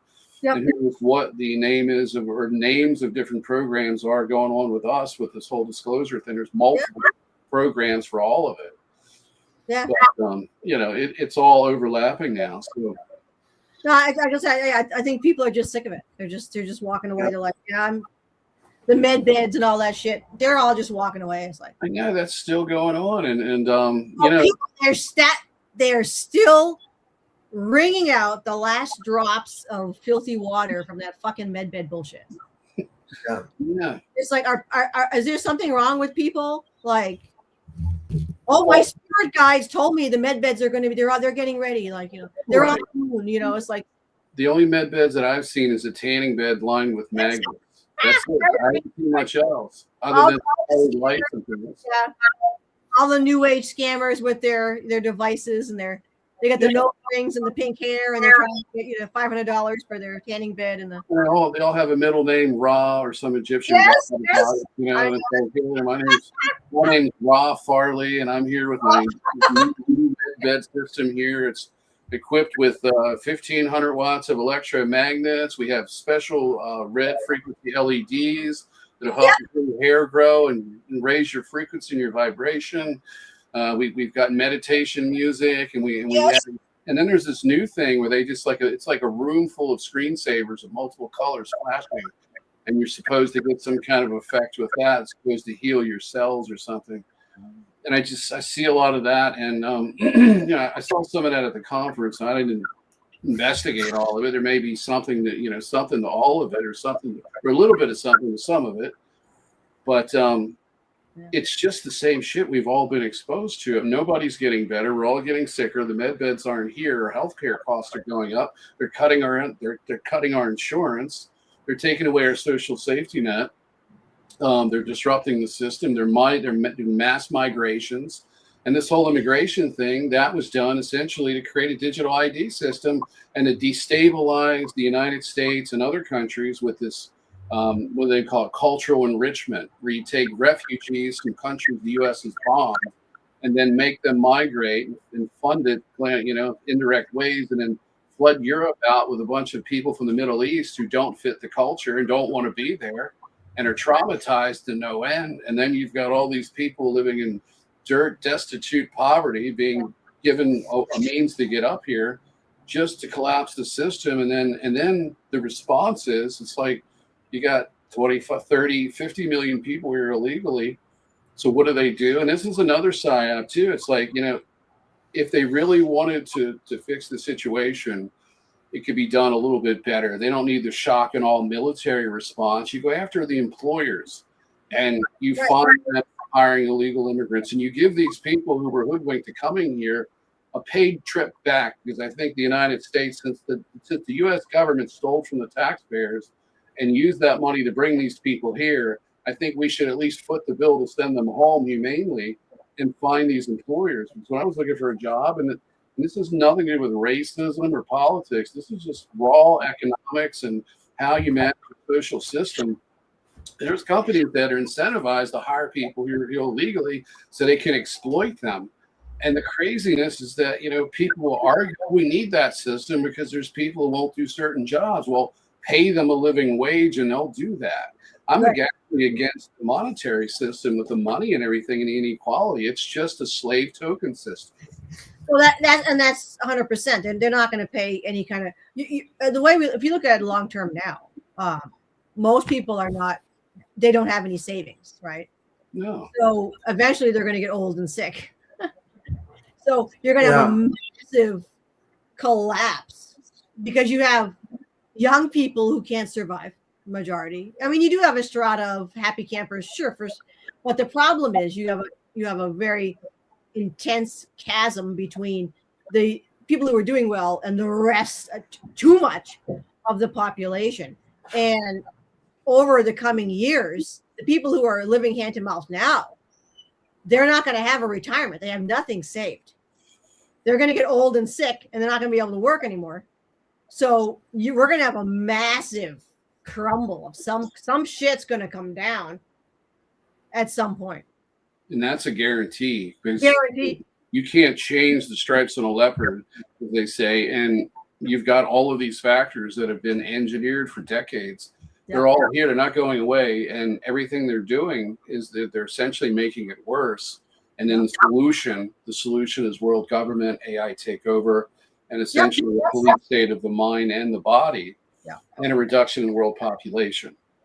Well, you'll see that. I think you'll see the reduction first because people are going to get sick. Well, yeah. Because they're living under constant stress. So you're going to have a massive wave of sickness, and you're going to probably see more stuff like they do in Canada with the execution, put them to sleep because they're just not going to be able to handle it. Chronically ill people. We've seen that already. Like even in our community, like the deaths this year, we had Renetta, we had James Brink, we had Kat Bennett. You knew Kat Bennett. What do you think happened to her? What do you know? Like what happened to Kat Bennett? She had a variety of illnesses, Rob. She had her foot partially amputated. Yeah. But here's the thing, Nate. Like, did they find reasons like the same with like James Brink? Like James had a heart condition and thyroid and everything. Do you think they find reasons to attack these people? And Renetta had coexisting issues. These people might be involved in programs too. So did they find ways to attack them to take them out, or is that just like a fallacy? Well, they've been doing this to me since I was a kid. So speech impairment, had that, spine issues, terrible sinuses, chronic fatigue syndrome, a lot of things that I've had to fight through and, over the years and stuff like that. So for me, it was a long-term program of suppression. Other people, they seem to just kind of let them kind of you know, they give them some they give them some freedom in their lifetime to do their thing, and they may, you know, they can hold a job, you know, live a semi-normal life, but eventually, you know, they build up the layered sicknesses, and then they, you know, like I said, they engineer an end for your life, so they take you out. Right? And I did have had an altar come through a little over a year ago, came through several times and then stopped. But the last thing he said to me was, he said, I said, when are they going to try to kill me? He says, they're not going to let you live past 55, but only if you let them. And he laid it all out. And he said, you know, you can turn that around and you can stop that. They, you know, you've got to stop that. So it's if you let them. And, you know, some people by that point, I mean, if things didn't change for me, and they didn't change for me because I was given some freedom or I was left alone, I actually had to fight for everything that I got and got back. So I'm just climbing back into the workforce. I'm just putting a lot of these long-term illnesses behind me that have kept me suppressed. The mind control itself was the part that really had to be fixed. And you can't work when you're targeted. So, I mean, if you were to go out and do a risk recovery, you're in charge of people's lives and doing something that safety is paramount.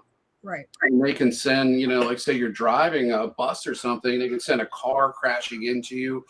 They could cause problems on the bus. So you could be driving passengers around. There's all sorts of things, violent things that can happen, problems that they can engineer around you. So you get to the point where you either shut up and hide in the house and somehow survive that way, or you go out and get taken out and just wasted.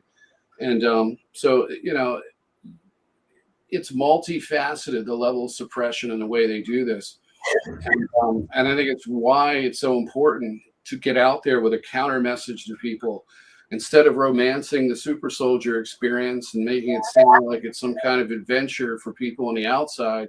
Oh, no. Because that's another problem. And you got the people who are more realistic with it and understand the gravity of it and the human rights violation aspect of it. Oh. But at the same time, there's this Stockholm syndrome, and we really need to look at this and label it what it is. This is the greatest human rights violation of all, and there's nothing could be worse than this, and it's now being expanded to the entire population. Yeah. So I think we're kind of the prototypes, getting all of the targeting and all of the tech, and then it gets expanded to the rest of the public. And, you know, they don't want those people out there like Renetta Jones talking about this. Oh. And just even if it's just in the echo chamber that they allow us to speak in, they don't want it. They want it. If they had their wish, they would get rid of it altogether. So, but if they're going to take some of us out, some of the people that have been really outspoken, then we need more people to rise up and be outspoken and replace them. You can't just sit back and let them do this to us. And, you know, so, and that means you've got to take the bull by the horns. You've got to put yourself at risk and much greater risk than you were if you were silent and being semi-left alone, because they're going to ramp up the pressure and the attacks. And it was pretty much relentless with me. And it's mainly, and a lot of it has to do with the fact that they couldn't use me for the psyops. And so I was unfit for that. And I actually have a memory of being in a lab with a soul transference memory. And, you know, I'm thinking of, and I'm getting ready to go into this body from a military base. And, you know, I'm arguing with the person who's assigning me, who's explaining to me what's going to happen. And they're talking about, you know, giving me a handicap or whatever, speech impairment issue. I'm like, well, how am I going to be this teacher?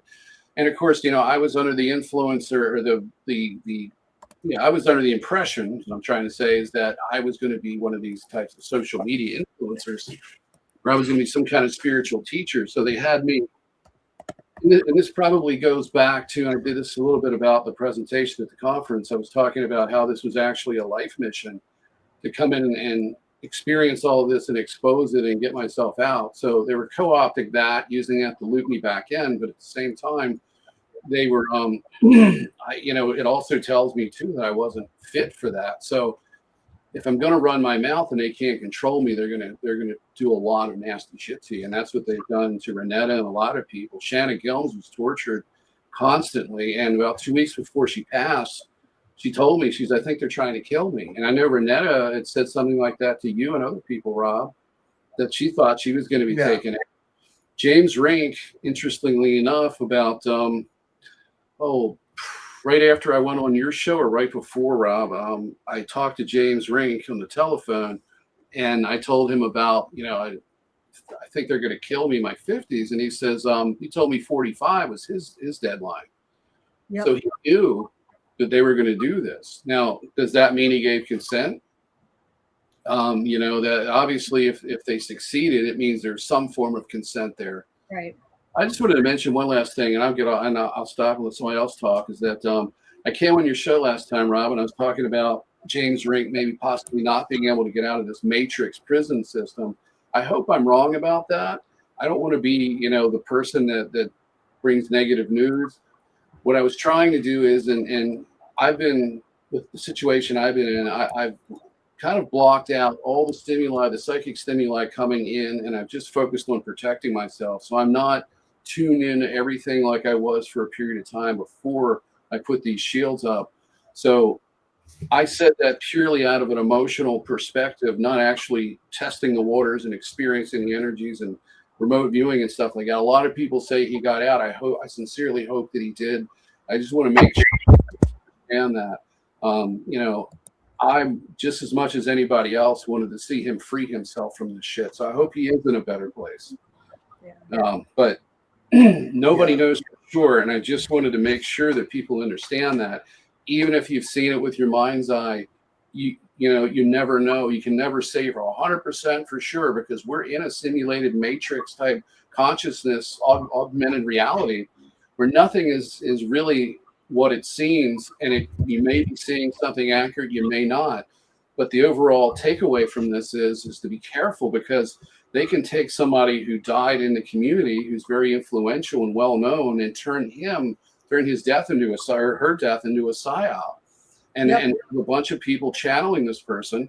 And I know they've done this at Max Spears, because there's a lot of people who've channeled him. You can't say that all of these people have gotten Max Spears. Right.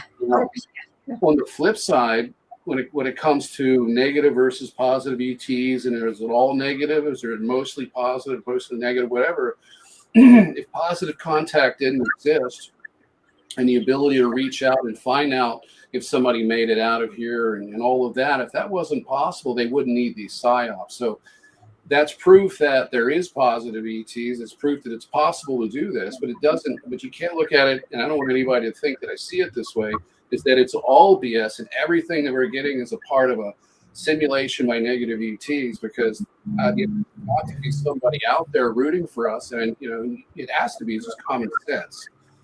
So they're trying to obfuscate and corrupt every attempt to help us here, and that's what all of these psyops are all about. Same thing with the political side of it. People want liberation. They don't want to be under this jackboot of the government, and the government has intelligence agencies, and all they do is engineer the population to think and act a certain way so that it perpetuates the police state. Yeah. Yeah, I agree. Now we have some, let's see. That was really. Oh, Keanu Reeves movie. Replica brought back his whole family from dead and cloned bodies. Oh, yeah. They will be monitoring the internet. Oh, yeah, definitely. Social media following, taking those. They're already doing it in England, by the way, UK, a lot of places overseas. Canada, I think, is too. They're already doing that. Insectoids, all kinds of Draco reptilians. There's most of the bad guys are humanoids, and that's what people don't. But actually, I had the same thing. Like, they hit me at 16. I remember I was realizing I was psychic. And I was sitting there, and I started testing it out, and I'm like, hey, I'm like psychic. And then boom, right after that, at 16, I got hit. And just exhaustion, fatigue, almost like a Lyme disease type thing. Right. That's what I had for a while. And I never worked a real job. I never could. Because I had fatigue my whole life, severe fatigue and brain fog. And I'm actually the best I've ever been since 15 now. I don't know why or how, but I think you already answered the question. I mean, you know why? It's because you've woken up to this and you resisted it. Yeah. You've gained a type of armor on yourself where, just by your belief system alone, Oh yeah. immensely positive things. And you have to change your belief system first before you get out of any of this and be able to push back on it, because the belief systems are engineered to create a situation where you're vulnerable and giving into it. Oh yeah. Yeah. You have to. And I agree. I don't think we're locked into any kind of like loop. I think it's people who choose it. And if you just, I think as Dan Winter, I like the way Dan Winter says it. If you know how to die well, I think you can get out. Yeah. Dying well. That's what I'm working on that right now, Dan. I promise you. Oh, I've been working on. I've been ready to die. It was about 2019. Because I remember talking to another student, because she was really cool. She was from Romania, and she wasn't like the others. And I'm like, I've always said I'll die for a cause. I don't have a problem with that. And she's like, yeah, we had this conversation where it's like, I'm ready, So no regrets. It's going to be peaceful. It's going to be like, I came here to fight. I'm going to fight till I'm dead. So yeah, I hope that's part of my way out in the proper way, so I can get where I'm supposed to go, wherever, not back in here. So yeah, I think ultimately what people need to work on, I mean, sure, we need to clean this world up and do the best we can attempting to do it, but people need to really focus on what's going to happen after you die. Yeah, and you've got to take the control back while you're here.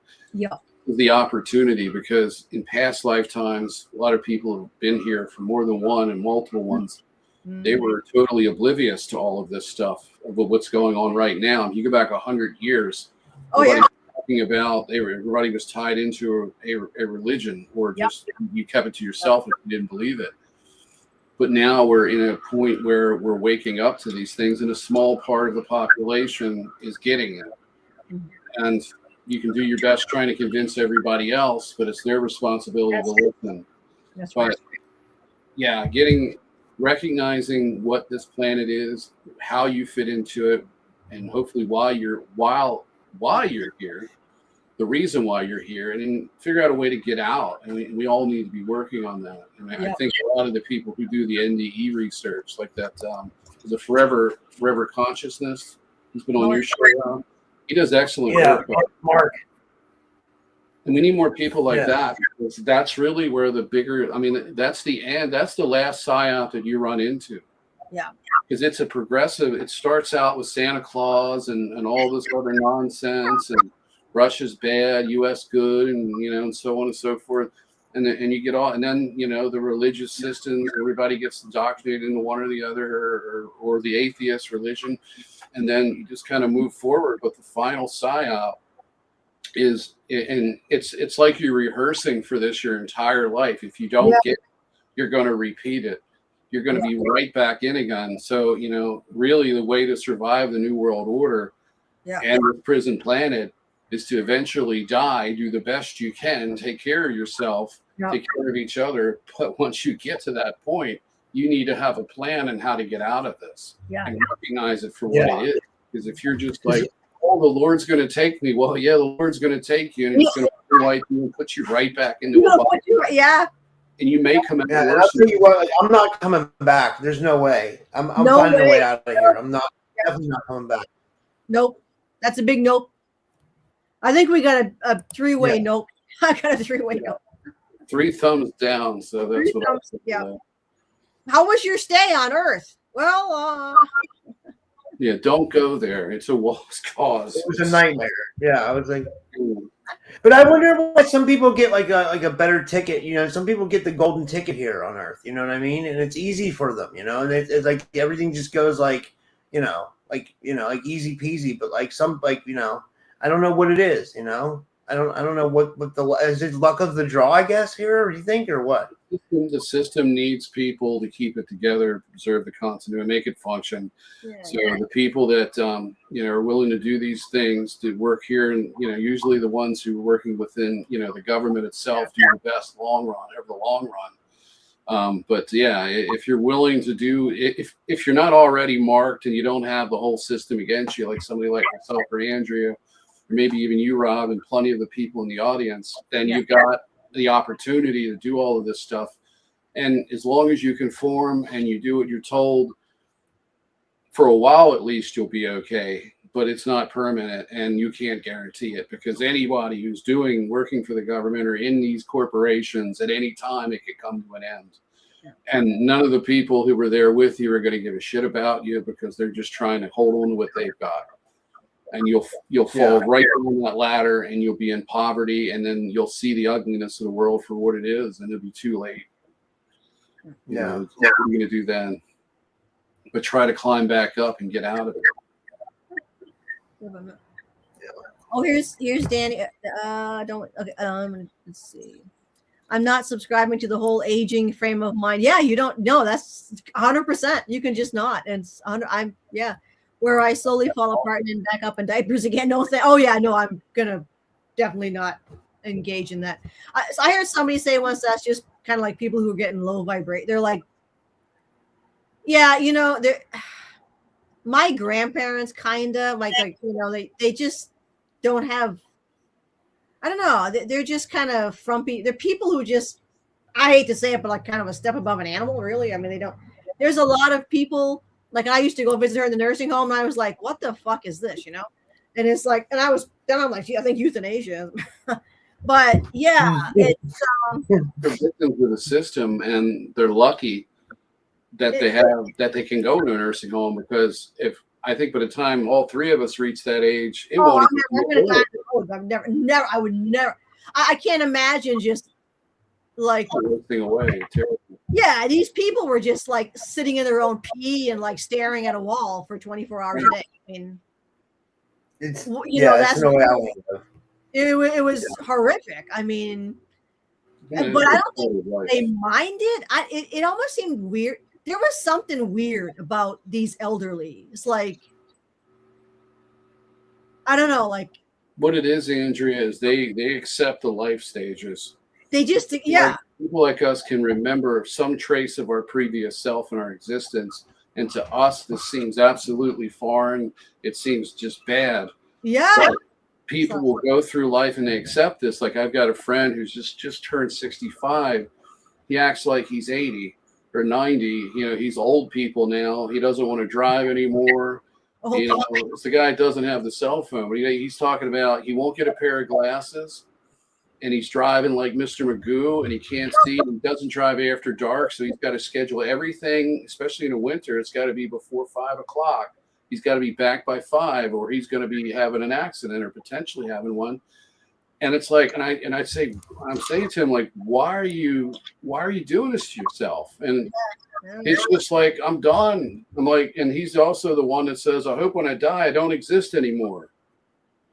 It's like, well, but yet at the same time, he talks about inspiring young people and all of this, but I don't get it. And I see people and what it is, this system drains you. And if you're willing to succumb to it and you're willing to think the way they want you to think, you're going to prematurely age.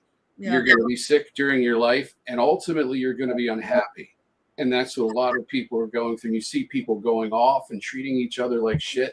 I've had to do food deliveries. I mean, I've ran into mostly people that are okay, but you get a few that are just absolutely miserable, and they can't even interact with you. No. And what you're doing is handing them their food, and it's like there's a problem.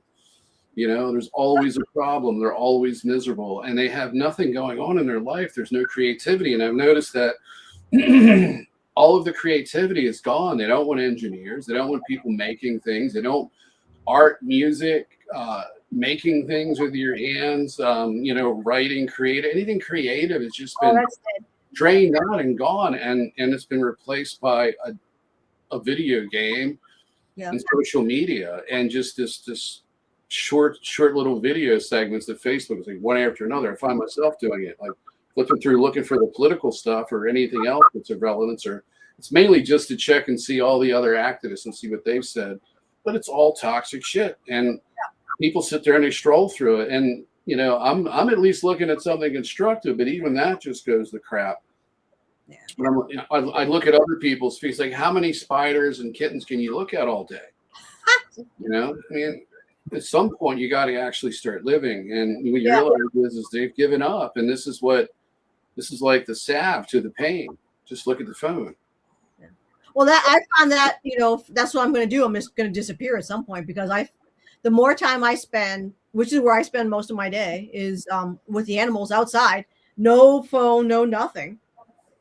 That's you just zen out. You're like, you're okay with the now. You're doing your stuff. You're like, yeah, exactly. It just, people got to put all the shit down. They got to, and just start going out in the woods. You don't have to spend any money. Just get outside. Just start moving. And we have Ivanilda. She lives in the city, so she dances in the city. She walks around. She, that's what she does all day. So you have to. People have to start taking control of their time, of their day, and I think that's that's I don't know, but. Well, we've gone on now. It's almost 7:30. I know Rob has probably got another podcast and coming up at some point. I'm doing the premiere one tonight at like 10:30. It's just a replay, but like, I enjoy. I love you guys. You guys are awesome. What I'm gonna do is I'm gonna go get something to eat. I'm gonna get like a I'll bet. salad. I just want to take a break and yeah. But yeah, this was brilliant. I'm looking forward to us doing some more of these for sure.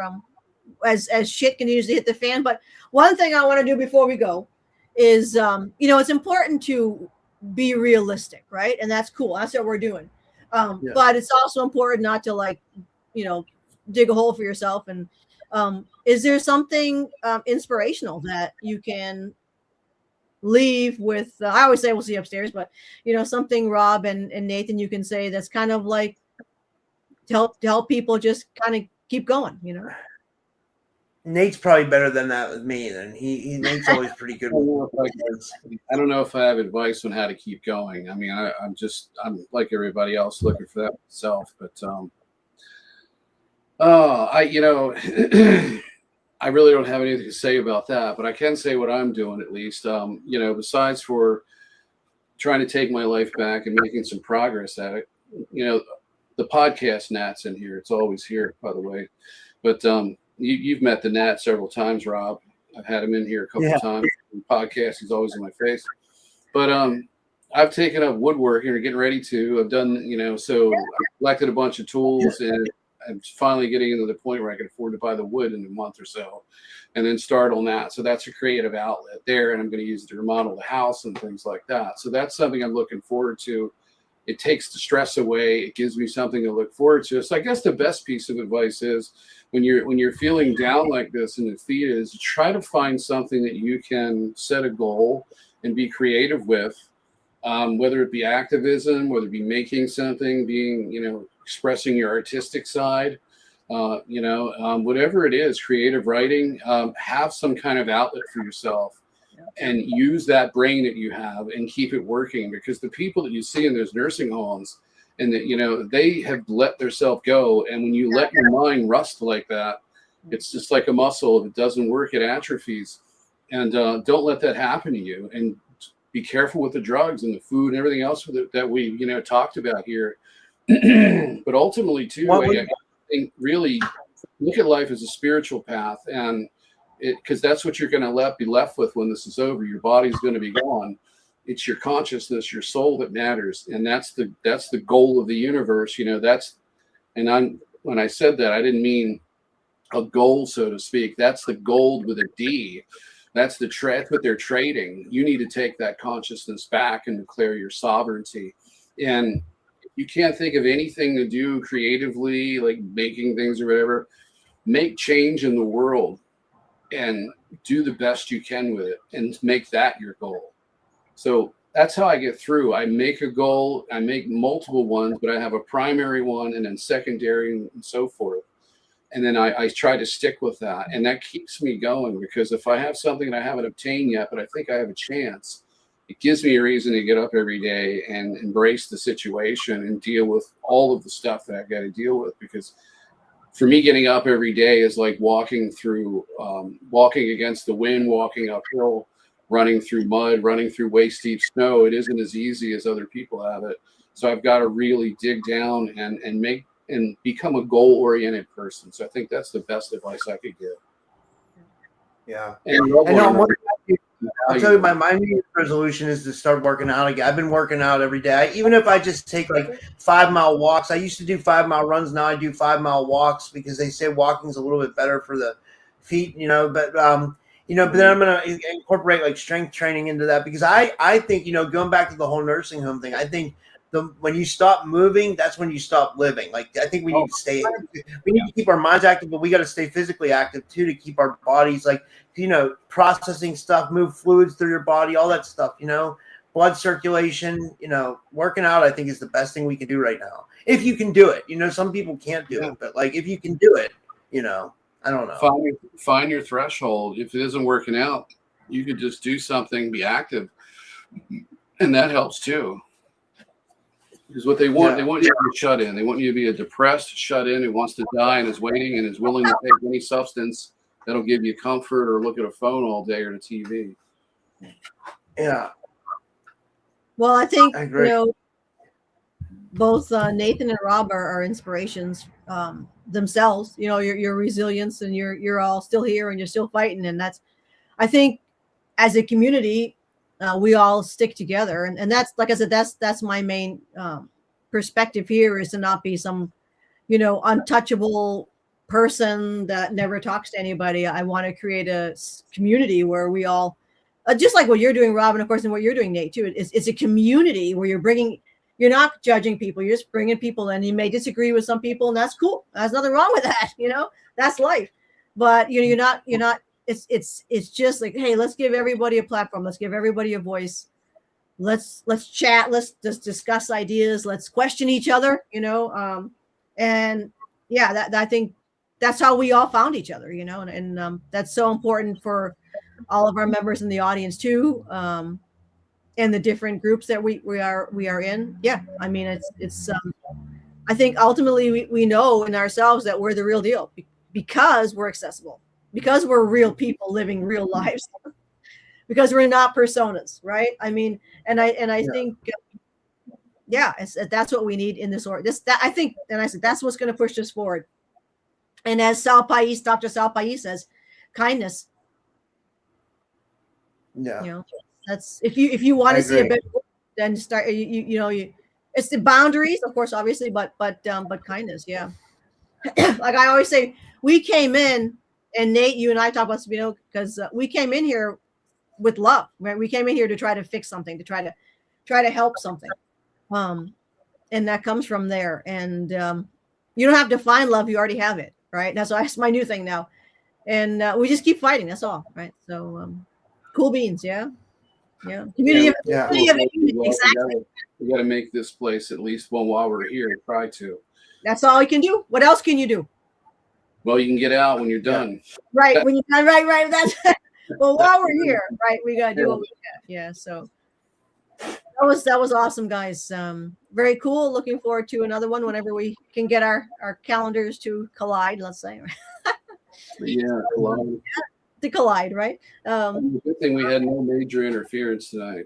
No, which is I have not had any. No, Rob did a podcast a day or two ago with Riley Nusk. Yeah, I think, and it was a nightmare. I felt bad for him. Like, he was just trying to get his message out, and we couldn't figure it. I mean, it was like audio issues, internet issues. It was like he was getting hit every single which way possible. I saw part 2. Was that during part 1? Was part 1 so bad you couldn't do anything? No, part 1 was good. We did one like it was a couple months ago. It went okay, but then for some reason this one was like we couldn't get it. A lot of people complained about the audio and stuff like that. But like once you do everything you can do to fix the audio, it's like there's nothing else you can do. You know what I mean? It's like it's up to the podcast gods at that point. It usually fits a pattern. Usually, if you have a podcaster who's interviewing somebody from the first time that they don't want on the podcast, they'll put up a lot of crap like that. Like I went on, I was on Ida's show, and they did the same thing. She couldn't talk at all. I had to do all the talking and basically do the podcast by myself because she sounded just like Riley sounded. And I remember going back and doing your podcast and others where there was technical issues. But what I noticed is too is that, and it's the same thing when you go into a support group, you usually get attacked at least once or twice.